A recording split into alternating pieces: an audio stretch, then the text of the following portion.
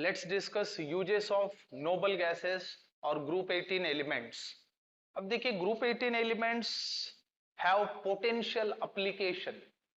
हम हमारे daily life में अलग अलग सेक्टर्स में इनको हम इस्तेमाल करते हैं। So let's see one by one. तो सबसे पहले हम देखेंगे यूजेस ऑफ हेलियम। हम देखेंगे कि हेलियम किस तरह से हम लोग यूज करते हैं। तो सबसे पहले, it is a very lighter gas and non-combustible. That's why it is used to fill balloons and airships. So it is used in filling balloons and airships. उसके बाद मेटलर्जिकल ऑपरेशंस, वेल्डिंग करते समय inert atmosphere provide करने के लिए helium का इस्तेमाल होता है।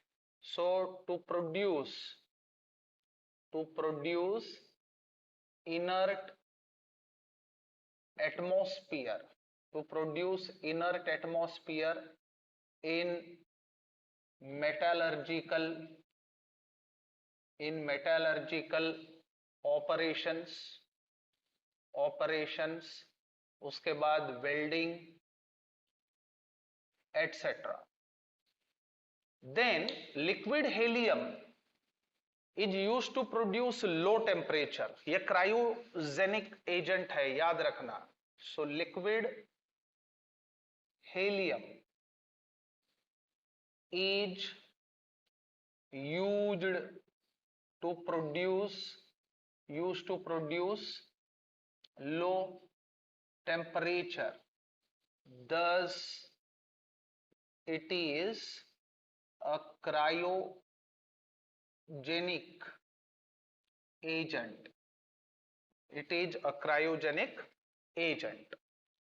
अब ऑक्सीजन और हेलियम का मिक्सचर हम रेस्पिरेशन के लिए यूज करते हैं, स्पेशली डीप सी डाइविंग के टाइम, याद रखना।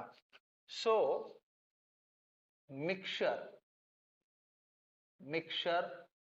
Of O2 and helium is used for respiration for deep sea diving. Scuba divers या फिर डीप सी डाइवर्स जो है, उनके लिए रेस्पिरेशन के लिए जो सिलेंडर्स प्रोवाइड किए जाते हैं, उसमें ऑक्सीजन और हेलियम का मिक्सचर होता है। So it is also use to produce and sustain powerful super conducting magnets, याद रखना। So it is use to produce and sustain superconducting magnets used in NMR यानी nuclear magnetic resonance and MRI scanning में जो magnets use होते हैं, super conducting magnets, उनको बनाने के लिए हेलियम का बहुत बड़ा उसमें रोल होता है। सो ये थे यूजेस हेलियम के। अब हेलियम के बाद हम लोग बात करेंगे नियॉन की। So let's discuss uses of neon.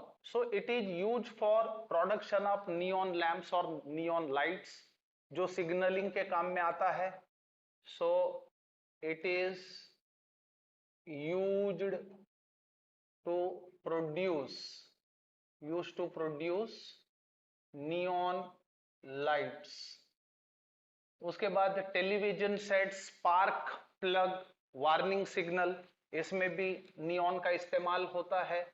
So it is used in TV sets, that is television sets. उसके बाद स्पार्क प्लग, उसके बाद warning signal etcetera. Now it is used in safety devices also, याद रखना neon that is it is used in safety devices. उसके बाद voltage stabiliser, voltage stabilisers, उसके बाद रेक्टिफायर्स, रेक्टिफायर्स एटसेट्रा। अब जो नियॉन बल्ब्स है वो बोटेनिकल गार्डन्स में हम लोग इस्तेमाल करते हैं, याद रखना। So neon bulbs are used in botanical gardens, botanical gardens में और ग्रीन हाउसेस में, and green houses neon bulb का इस्तेमाल लार्जली होता है। अब इसके बाद हम देखेंगे uses of argon. So next, inert gas, in fact abundant inert gas, इसको हम बहुत बड़े तौर पे प्रोड्यूस करते हैं। सो फ्लूरोसेंट डिस्चार्ज लैंप्स को फिल करने के लिए इसका लार्जली इस्तेमाल होता है। So it is used in filling, used in filling of fluorescent discharge lamps, fluorescent discharge lamps, and it is also used to provide inert atmosphere for welding purposes. So it is used to provide inert atmosphere for welding. So welding करते समय atmosphere को inert करने के लिए एर्गॉन का इस्तेमाल होता है। उसके बाद क्रोमैटोग्राफी में भी इसका इस्तेमाल होगा। So used in chromatography, chromatography, and then air sensitive जो सब्सटेंसेस है उनको हैंडल करने के लिए हम लोग एर्गॉन को यूज करते हैं। So in handling air sensitive substances, कुछ सब्सटेंसेस, कुछ कंपाउंड्स एयर सेंसिटिव होते हैं, यानी एयर के कांटेक्ट में आए बरोबर रिएक्ट होने को देखते हैं, तो उनको एयर के रेंज से दूर रखने का काम हम एर्गॉन को यूज करके कर सकते हैं। अब अगला इनर्ट गैस है krypton. So let's have some applications of krypton। देखिए क्रिप्टॉन कहां कहां इस्तेमाल होता है। तो सबसे पहले in filling the discharge tube and electric bulbs, electric bulb और डिस्चार्ज ट्यूब को फिल करने के लिए क्रिप्टॉन को हम यूज करते हैं। So it is used in filling discharge tubes and electric bulbs. उसके बाद in high efficiency miners cap lamp, जैसे माइनिंग के अंदर जो वर्कर काम करते हैं माइनर, उनके कैप के ऊपर एक फोकस लैंप होता है, वो बनाने के लिए क्रिप्टॉन का इस्तेमाल होता है। So in high efficiency miners cap lamps, so इसमें इसका इस्तेमाल होता है। सो मेटल का और प्लास्टिक का थिकनेस जानने के लिए क्रिप्टॉन 85 का इस्तेमाल किया जाता है, याद रखना। सो krypton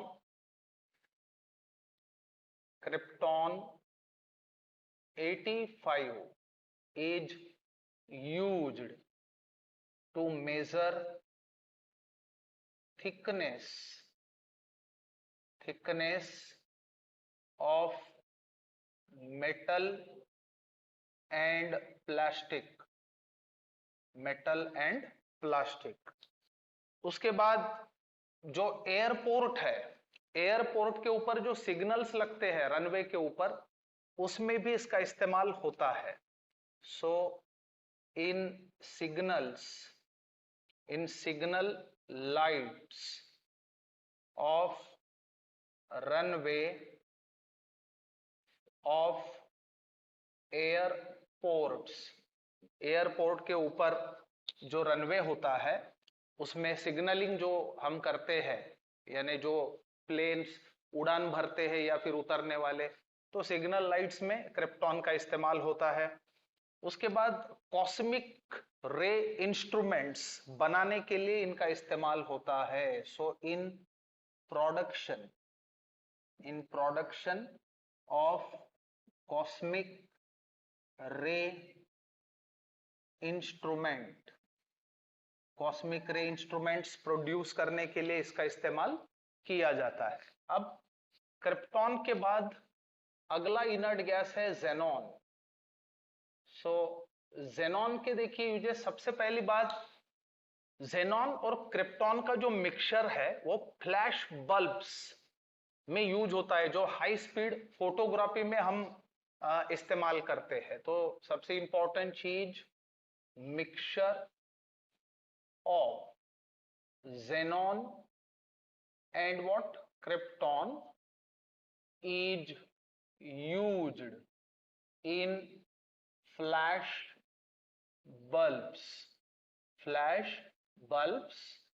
used in high speed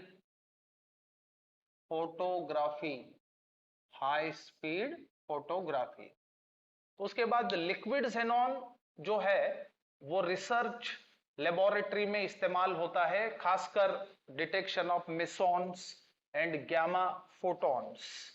सो याद रखें, liquid xenon is used in research laboratories for detection of mesons and gamma photons। अब इसके बाद बात करेंगे रेडॉन की। So let's discuss the applications और यूजेस ऑफ रेडॉन।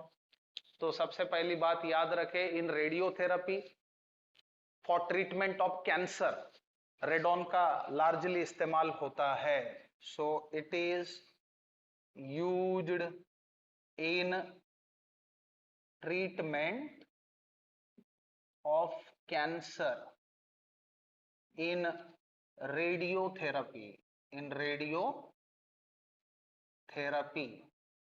याद रखिए, ये काफी इंपॉर्टेंट यूज है। उसके बाद for photography the interiors of opaque materials, जैसे स्टील कास्टिंग हो गया, तो उसके लिए इस्तेमाल किया जा सकता है। So it is used for photographing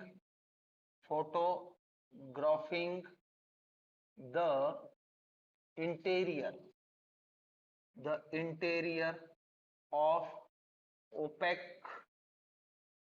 opaque materials like steel castings। उसके बाद for research in radio activity पे जो भी रिसर्च चलता है उसके लिए भी इसका इस्तेमाल होता है।